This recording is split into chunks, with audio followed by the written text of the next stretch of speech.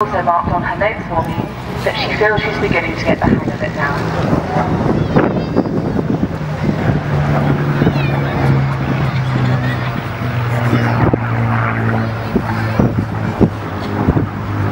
When Carolyn took on the Spitfire, she had a total of 156 hours spread out into 12 minutes, mostly on her 1.4 brake horsepower constant biplane,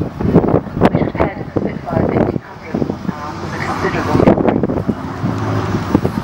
Nowadays ladies who would have been flying the Spitfire during the war, including the ATA, had a not dissimilar amount of training, and yet they carried on flying this and many other